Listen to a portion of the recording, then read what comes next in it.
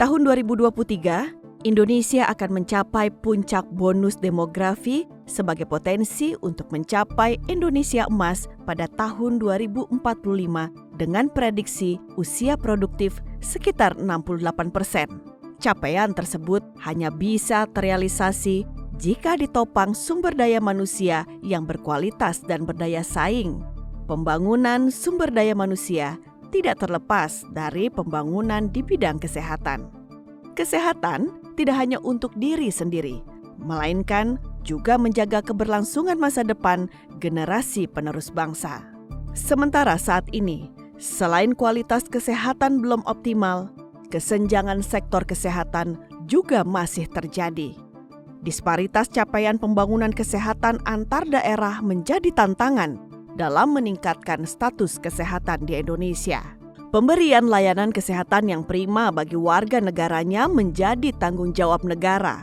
Bukan hanya biaya perobatan yang murah bahkan gratis, namun juga infrastruktur dan sarana prasarana kesehatan seperti fasilitas kesehatan mulai tingkat pratama dan tenaga medis yang berkualitas terus disuarakan DPR RI.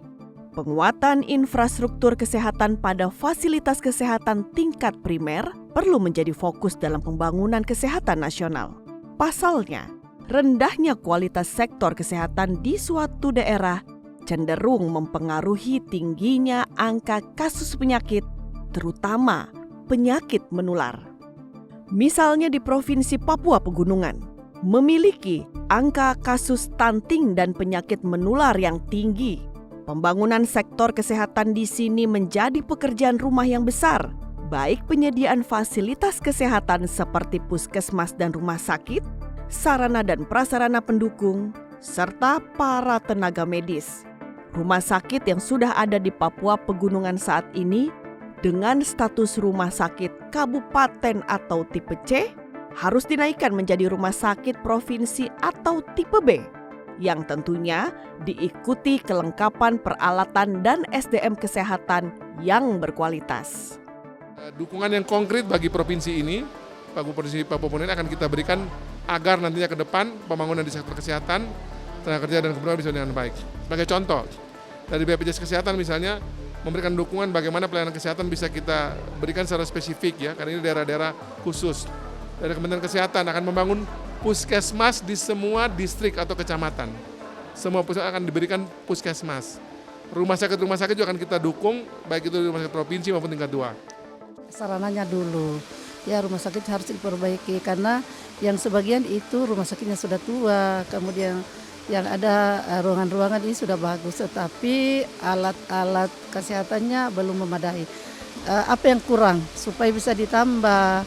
Ya, yang belum ada bisa diberikan. Apakah tahun ini atau tahun yang akan datang? Ya, seperti itu agar masyarakat yang ada di sini rajin periksa kesehatannya untuk bisa sehat. Ya.